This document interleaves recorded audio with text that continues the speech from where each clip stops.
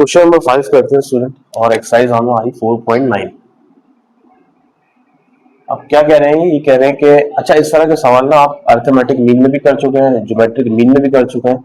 अब ये सवाल आ रहा है हार्मोनिक मीन में। तीनों सवाल, ये तीनों तरह के सवाल इंपॉर्टेंट है। ठीक है, फाइंड एन, एन की वैल्यू मालूम करनी है सो दैट ये पूरी एक टर्म दी हुई है may be H M between X and Y. ठीक है, तो ये कह रहे हैं कि दो नंबर्स है, एक एक्स है एक वाई है, तो हमें एन की वैल्यू मालूम करनी है।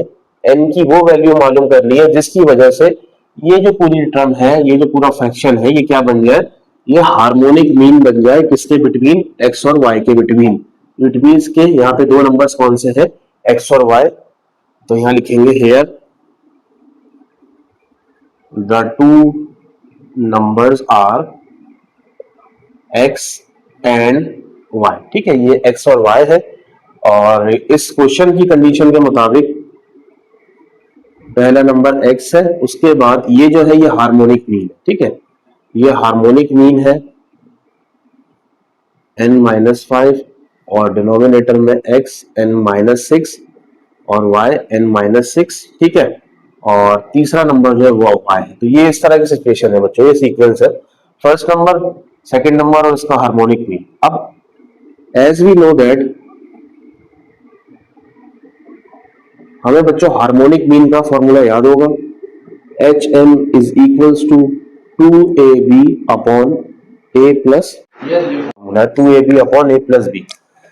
अब हमें क्या करना है, ये जो हार्मोनिक मीन है ना, ये कह रहे हैं कि एन की वैल्यू निकालने कि ये चीज हार्मोनिक मीन बन जाए एक्स और वाई के बीच में। इट मींस कि ये हमारा हार्मोनिक मीन है। तो हार्मोनिक मीन की जगह ये वैल्यू पुट करनी, तो ये कुछ इस तरह से हो जाएगा x n-5 plus y n-5 divided by, और ये हो जाएगा x n-6 plus y n-6 is equal to, अच्छा यहाँ पे दो नंबर्स कौन से हैं? x y है। तो आपको इस सवाल को भी किस तरह लिखना पड़ेगा? x y की फॉर्म में लिखना पड़ेगा। तो ये कुछ इस तरह हो जाएगा 2xy upon x plus Y. ठीक है जी, ये एक नॉर्मल जनरल फॉर्मूला है ए बी वाला, लेकिन हमें चाहिए एक्स वाई में, तो हम ये वाली वैल्यू लेंगे। ठीक है, तो एच एम की जगह तो मैंने ये लिख दिया, और इसकी जगह मैं क्या लिखूंगा? 2xy as it is copy कर देंगे, x प्लस वाई। अब ये दोनों जो है ना बच्चों, ये चीजें ये क्रॉस मल्टीप्लाई हो रही है, ये यहां जाएगा और ये वहां जाएगा। तो x प्लस वाई को मैं यहां लेके आता हूं, तो यहां हम लिखेंगे बच्चों x प्लस वाई। अब यहाँ पे कौन है जिससे मल्टीप्लाई करवाना है? ये वाली चीज है। तो ये हो जाएगा x n-5 plus Y n-5। ठीक है जी, ये हो गया।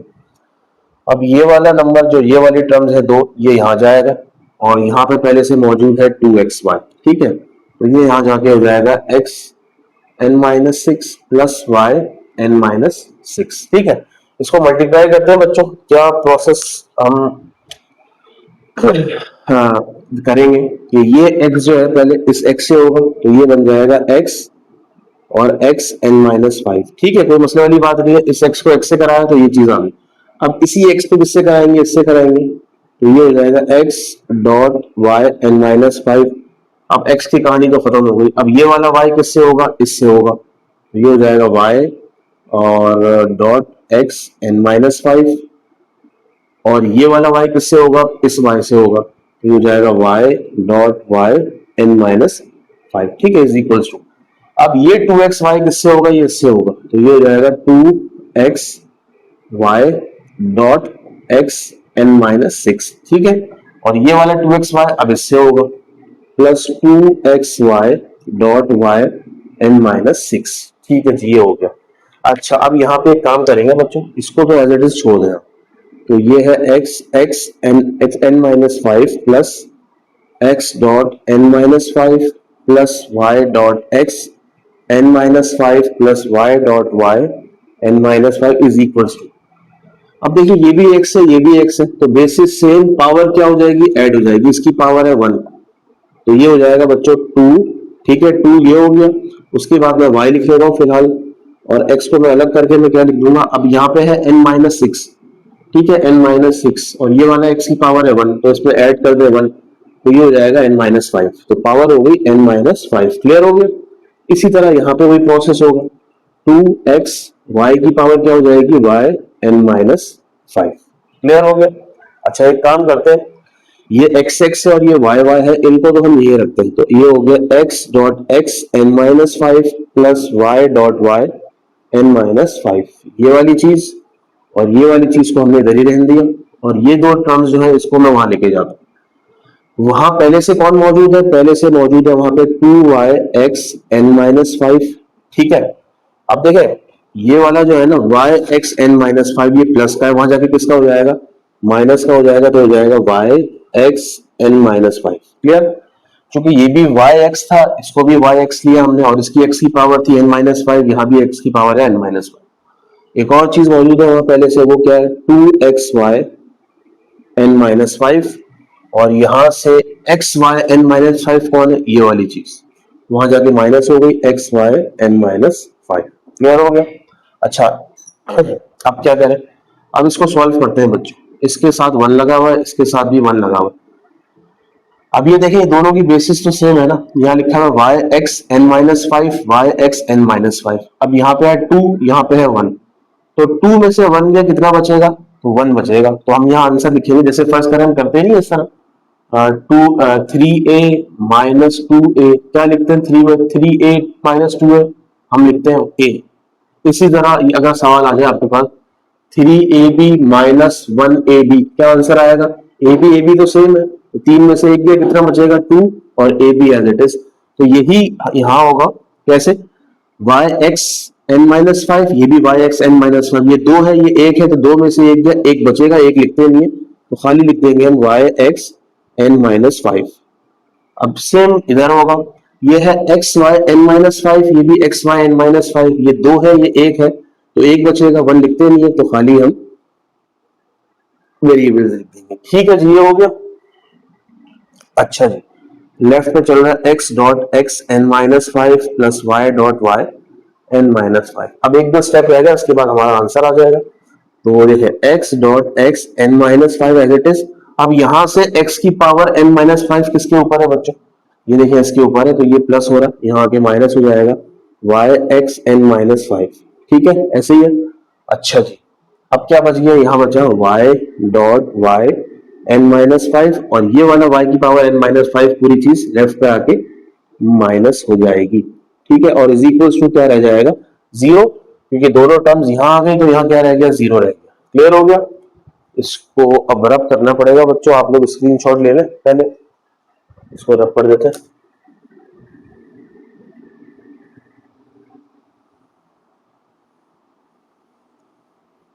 चले अब क्या करें? हम इन दोनों में से कॉमन लेते हैं बच्चों। कॉमन क्या आ रहा है?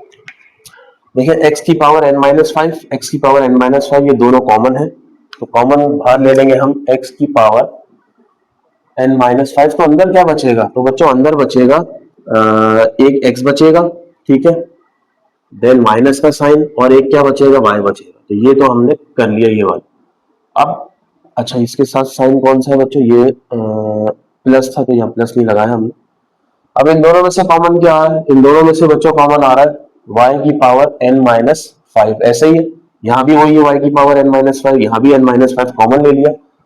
अंदर क्या बचा? अंदर बचा बच्चों एक y बचा, n- और x बचा, तो बच्चों y माइनस x बचा। अच्छा, ये चीज आपको पता होगा इस तरह के सवालों में जो है, ये दोनों ब्रैकेट सेम आने चाहिए, लेकिन दोनों ब्रैकेट सेम नहीं है। ये x माइनस y है, तो उसको भी x माइनस y होना चाहिए था। तो इसको x माइनस y बनाने के लिए हम क्या करेंगे, जरा देखिएगा, ये वाली चीज को हम डिस्टर्ब नहीं करेंगे, एज इट इज।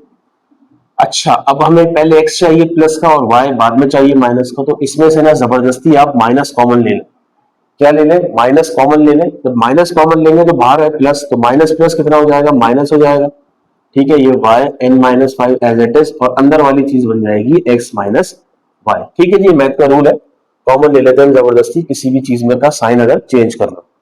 अब देखिए दोनों सेम आ गए, दो सेम है तो 2 दफा लिखा हुआ, तो हम इसको 1 दफा लिख देते हैं, और x माइनस 5 बचा, और क्या बचा? x n-5 minus y n-5 is equal to 0। इसके बाद बच्चों हम करते थे, दो ब्रैकेट्स हैं, दोनों ब्रैकेट्स 0 के बराबर है, तो दोनों ब्रैकेट को हम क्या करेंगे? Either this bracket is equal to 0 और this bracket is equal to 0।